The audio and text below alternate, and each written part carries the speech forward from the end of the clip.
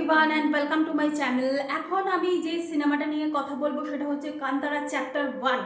ঋষভ শেট্টি পরিচালনায় হোমবালে ফিল্মস নিবেদিত এই সিনেমাটা, কান্তারা সিনেমাটা আমরা দেখেছি। কান্তারা চ্যাপ্টার 1-এ কী দেখানো হলো? সবার আগে বলি যে এই সিনেমাটাকে আমরা তিনটে ভাগে ভাগ করতে পারি। সিনেমাটার জনরাকে তিনটে ভাগে ভাগ করা যায়। একটা হচ্ছে পিরিয়ডিক, 2 নম্বর হচ্ছে এখানে মাইথোলজিক্যাল রেফারেন্স আছে, 3 নম্বর হচ্ছে এখানে ভরপুর পরিমাণের অ্যাকশন আছে। তো এই সিনেমাটাতে মুখ্য চরিত্রে যারা যারা অভিনয় করেছেন সেটা তো ঋষভ শেট্টি নিজে অভিনয় করেছেন, রুক্মিণী বসন্ত, জয়রাম স্যার এবং গুলশান দাভাইয়া।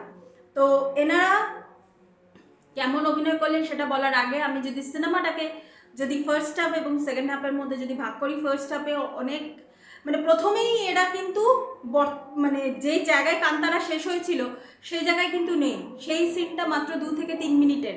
একটা বাচ্চা ছেলে তার বাবা কোথা থেকে হারিয়ে গেছে সেই জায়গাটাতে ডিরেক্ট সেই যে দন্তকথা মানে আমার মনে হয় লোককথা। আমি দন্তকথা অ্যাকচুয়ালি বাংলা বাণীটা কিন্তু জানি না, যদি আমি ভুল হয়ে থাকি তাহলে আপনারা আমাকে বলবেন। তো সেই লোককথা থেকে আমরা ডিরেক্ট পাস্টে চলে যাই। সেই রাজা অত্যাচারী রাজা তার বাচ্চা ছেলেকে নিয়ে কিভাবে কান্তারার মধ্যে সে ঢুকে সেখানকার জনজীবনকে নষ্ট করে দেয় অত্যাচারী রাজা। কিন্তু সামহাউ সেখানে ওই কান্তারা ওই এলাকাটার মধ্যে একটা কিছু শক্তি তো এখানে আছে, সেটা আপনারা দেখলেই বুঝতে পারবেন। আই থিঙ্ক এই জিনিসটাকে মাইথোলজিক্যাল রেফারেন্স হিসাবে দেখানো হয়েছে, কিন্তু আমার যেটা মনে হয় যে কিছু পাথরের এখানে অবস্থান রয়েছে।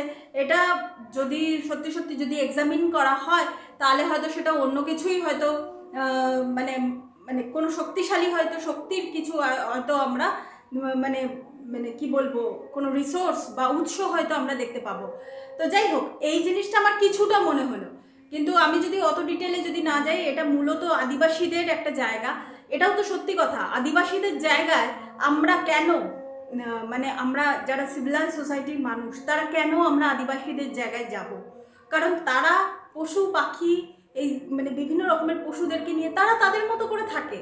তো সেখানে যদি আমরা ঢুকি আর সবসময় পার্টিকুলার একটা নাম বারবার করে সবার মুখে আছে যে কান্তারার যে জঙ্গলের ভেতরে আর একটা জঙ্গল আছে, সেই জঙ্গলের মধ্যে যাওয়ার যে সেই ইচ্ছাটা যে প্রকাশ করেছে সে তারই অকাল মৃত্যু তার হয়েছে। তো এখানে ওই জিনিসটাই দেখাচ্ছে। এবং গল্পটা কিন্তু আবার সেই ছোট ছেলেটা যে গল্পটা শুনছিল, তার বাবা কোথা থেকে হারিয়ে গেছে, সেই যে গল্পটা শুনছিল সেখানে কিন্তু আবার চলে আসে। এবার যদি আমি ফার্স্ট হাফের কথা বলি, কিছু কিছু অ্যাকশন সিনস ভালো, কিন্তু আমার যেটা মনে হয়েছে যে একটা বন্দরগাঁওতে বন্দরে একটা রথ টেনে নিয়ে যাওয়ার একটা জায়গায় মন্দির হচ্ছে, সেখানে রথ টেনে নিয়ে যাওয়ার যে অ্যাকশনটা ওটা আমার এক্সট্রা মনে হয়েছে। ওটাতে অনেকটা সিনেমার লেন্থটা ওটা বেড়ে গেছে। আর এখানে আরও একটা জিনিস যেটা মনে হয়েছে, এমনিতেও রান টাইমটা আমার কাছে একটু বড় মনে হয়েছে। এছাড়া পিরিয়ডিক সিনেমা বলে সেখানকার মানুষদের পোশাক আশাক সমস্ত জিনিস যেভাবে দেখানো হয়েছে সেটা কিন্তু খুব ভালো।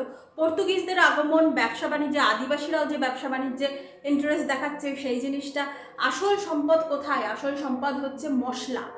তো এই যে মশলার ব্যবসা, এই জিনিসটা এস্টাবলিশ করা, এবং রাজা যে কীভাবে অত্যাচারী। আজকে আমি একজন রাজা হিসাবে বা যে কোনো মানুষ হিসাবে আমি নাস্তিক হতেই পারি, কিন্তু তা বলে এই নয় যারা আস্তিক বা অন্য কোনো মানুষকে আমি নিচু চোখে বা খাটো চোখে দেখব বা তার উপর অত্যাচার করব।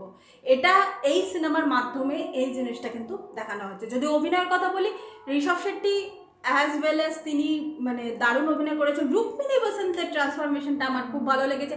গুলশান দাভাইয়াকে আমার ভীষণ ভালো লেগেছে। আমি ভেবেছিলাম যে গুলশান দাভাইয়ার চরিত্রটা হয়তো অতটা বেশি টানবে না, কিন্তু আমি দেখলাম যে গুলশান দাভাইয়ার চরিত্রটাকে টেনেছে, এবং জয়রাম স্যার তো ওনারা তো ভালো অভিনয় করেইছেন। তো ওভারঅল আমার এই সিনেমাটা, হ্যাঁ আমি অবশ্যই দর্শককে বলবো যে আপনারা এটা হলে গিয়ে দেখুন, কিন্তু এই সিনেমাটা কিন্তু ফ্ললেস সিনেমা নয়।